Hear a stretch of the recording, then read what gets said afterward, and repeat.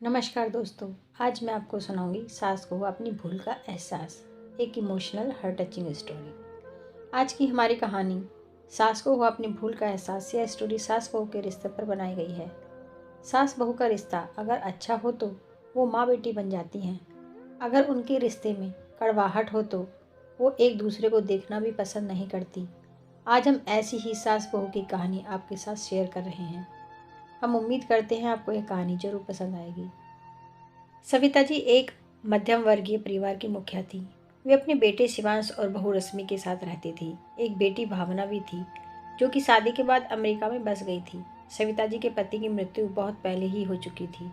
शिवांश और रश्मि की शादी को 5 साल हो गए थे, लेकिन अब तक उनके कोई संतान नहीं थी।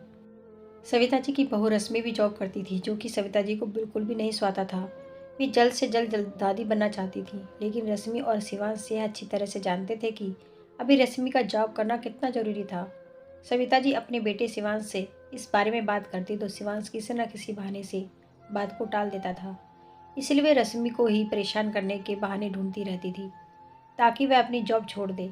और अभी कोरोना काल में तो मानो उनके मन की मुराद ही पूरी हो गई थी। हालांकि वे दिल की बुरी नहीं थी, लेकिन पोते की चाह में वे ना चाहते हुए भी ऐसा कर जाती थी। अपनी हम उम्र सहेलियों को दादी बनते देखकर उनका मन दुखी हो जाता था। उस दिन भी घर में ऐसा ही कुछ हुआ। ऑफिस में काम की वजह से रश्मि देर तक सोती रही और सविता जी को अच्छा खासा मौका मिल गया। ये क्या बहू, अभी तक सो रही हो? पता है सुबह के 10 बज गए हैं। शिवांश भी बेचारा कब से उठकर ऑफिस के काम पर लग गया है और तुम हो कि अभी तक सोई पड़ी हो। चलो अब उठकर सबके लिए चाय नाश्ता बना लो।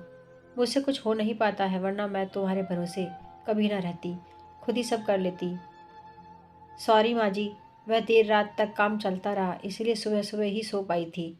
इसलिए समय का पता ही नहीं चला। अब चलिए, मैं अभी जल्दी से आती हूँ। हाँ हाँ ठीक है, मेरा कुछ नहीं, पर शिवांश को देख लो, उसे कुछ चाहिए तो नहीं? कब से उठा है बेचारा। हे भगवान, मुझे जल्दी से ठीक कर दे, ताकि मैं ही अपने बेटे का ध्यान रख सकूं। सविता जी ने नाटकीय अंदाज में कहा। सविता जी ने अपनी बहू रश्मि को उठाते हुए कहा। रश्मि ने घड़ी देखी तो वाकई 10 बज गए थे। आज उसकी आँख कैसे नहीं खुली। वह जल्दी जल्दी अपने काम निपटाकर हॉल में आई तो शिवांश अपने लैपटॉप के साथ ऑफिस के काम कर रहा था।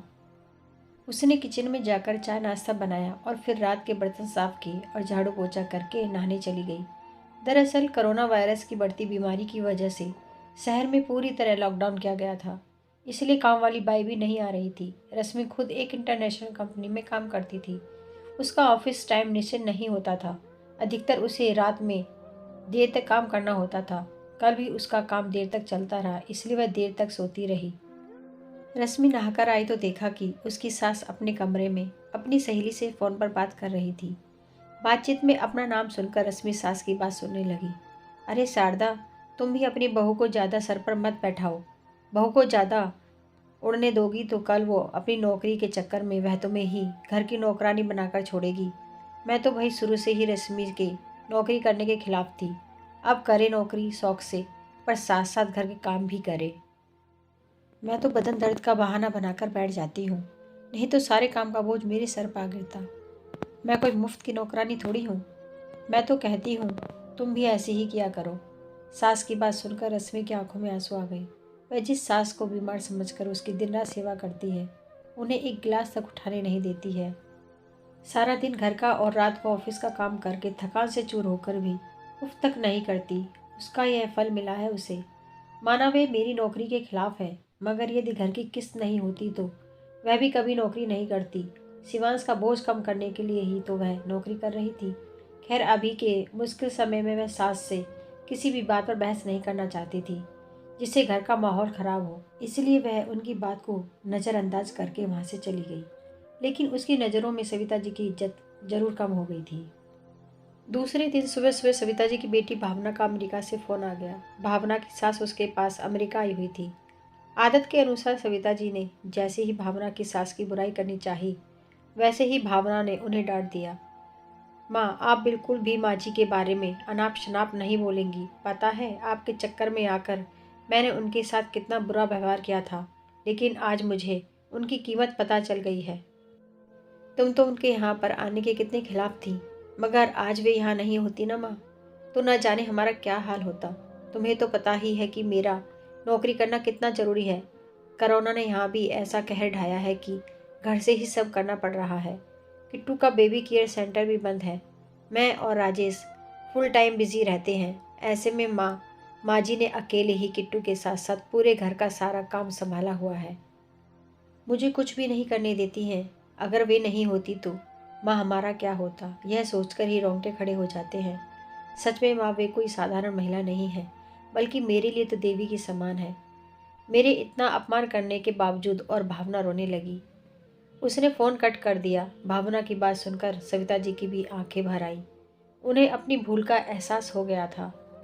रश्मि तो वाकई उनका कितना ख्याल रखती है। उनकी कड़वी से कड़वी बात का भी बुरा नहीं मानती है, उल्टे जवाब ही नहीं देती है। वाकई अभी का समय तो एक दूसरे को हौसला देने का है, सारे गिले शिकवे भुलाकर एक दूसरे की मदद करने का है। तो फिर वे स्वार्थ में कैसे अंधी हो गई थी, इतना कैसे गिर गई थी कि ऐसे मुश्किल समय में अपने ही परिवार की सहायता नहीं कर सकती। उन्होंने उसी समय रश्मि को बुलाकर उसके सर पर प्यार से हाथ फेरते हुए कहा, रश्मि, आज से घर के कामों की आधी जिम्मेदारी मेरी रहेगी। मैंने आज तक तुम्हें जो भी कहा और किया उसके लिए सॉरी। चलो अब तुम जाकर आराम करो, खाना मैं बना लूंगी। इधर सास का बदला हुआ रूप देखकर रश्मि की भी आंखों में खुशी के आंसू आ गए और अपनी सास के प्रति उसके मन में फिर से पहले वाला सम्मान वापस आ गया था। शायद हमारे जीवन में मुश्किल समय आता ही इसलिए है कि हमें एक दूसरे की अहमियत का पता चले। अपनी गलतियों का एहसास होने और आगे बढ़कर माफ़ी मांगने से वाकई इंसान छोटा नहीं बल्कि बहुत बड़ा हो जाता है, सविता जी की तरह। धन्यवाद।